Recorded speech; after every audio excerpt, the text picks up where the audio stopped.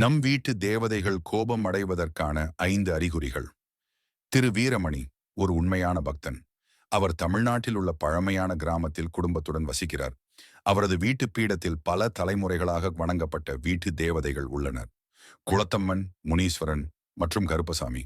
வீரமணி கடைசி காலங்களில் வாழ்க்கையில் சில அதிர்ஷ்டம் இழப்பு, சண்டைகள், தொழிலில் தோல்வி மற்றும் உறவுகளில் முரண்பாடுகள் அனுபவித்தார். இவர் அறிந்த ஒரு தாத்தா சொன்னார், உன் வீட்டு தேவதைகள் கோபம் அடைத்திருப்பார்கள். சில அறிகுறிகள் இருக்குது, கவனிக்கணும். வீட்டு தேவதைகள் கோபம் அடைவதற்கான 5 அறிகுறிகள். விளக்குகள் திடீரென அணைந்து போவது. வீட்டில் லட்சுமி விளக்கு, அகல விளக்கு எப்பொழுதும் சரியாக பாவித்து வந்த வீரமணி சமீபத்தில் அந்த விளக்குகள் ஒரே நேரத்தில் அணைந்து போனதை கவனித்தார். சுடுகாடு போல் அமைதியான உணர்வு ஏற்பட்டது. இது அம்மனின் சினம், கோபம் உண்டாகி இருக்கலாம். பூஜை அறையில் பூக்கள் எரிந்து விழுவது.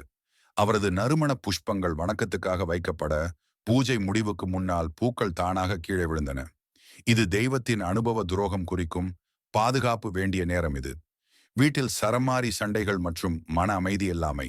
தன்னுடைய மனைவி மற்றும் பிள்ளைகளிடையே சுமூகமாக இருந்த உறவுகள் சமீபமாக முற்றிலும் சீர்குலைந்தன. வீடு அமைதியற்ற இடமாக மாறியது. இது கருப்பசாமி கோபம் அல்லது முனீஸ்வரன் பக்குவம் குறித்த ஒரு எச்சரிக்கை. கனவுகளில் மரணம், ரத்தம் அல்லது சிதைந்த கோயில்கள். வீரமணிக்கு தினமும் இரவில் பீதியூட்டும் கனவுகள், சிதைந்த ஆலயம், சாமி சிலை விழுந்து நொறுங்குவது போன்றவை வந்தன. இது தெய்வத்தின் சமாதி அல்லது கோயில் புனிதம் பாதிக்கப்பட்டுள்ளது என்பதை குறிக்கலாம். பாம்பு வருகை அல்லது குருதி வாசனை. வீட்டு பூஜை அறையில் ஒரு நாள் திடீரென குருதி வாசனை, மற்றொரு நாள் பாம்பு ஒன்று வீட்டுக்குள் வருவது போல காட்சி. ஆனால் எதுவும் கண்டுபிடிக்க முடியவில்லை. இது தெய்வ கோபத்தின் தீவிர அறிகுறி. தீர்வு, பரிகாரம். வீரமணி நன்றாக புரிந்து கொண்டார். உடனே மூதாதையர் வழிகாட்டிய புனித வழிபாடுகளை மீண்டும் தொடங்கினார்.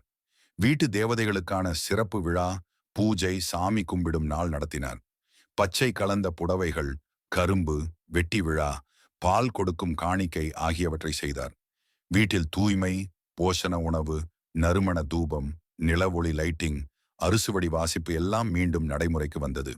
அந்த கருப்பசாமி கனவில் வந்தார். இனிமேல் உன் வீடு நிம்மதியானதாயிருக்கும். நான் இருக்கும் வரை அச்சமில்லை. அதற்கு பின் வீடு நிம்மதி, அமைதி, உறவுகள் எல்லாம் சீராகி போனது. வீட்டில் தேவதைகள் என்றால் நம் முன்னோர் ஆத்மாக்கள், காவல் தெய்வங்கள்.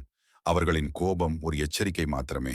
அதை உணர்ந்து நம்மால் முடிந்த வழிபாடு செய்தால் வாழ்க்கையில் மாபெரும் திருப்பம் வரும். ஓம் நம சிவாய. நலமும் அருளும் உண்டாகும். இந்த வீடியோ பதிவு பிடித்திருந்தால் லைக் அண்ட் சப்ஸ்கிரைப் பண்ணுங்க.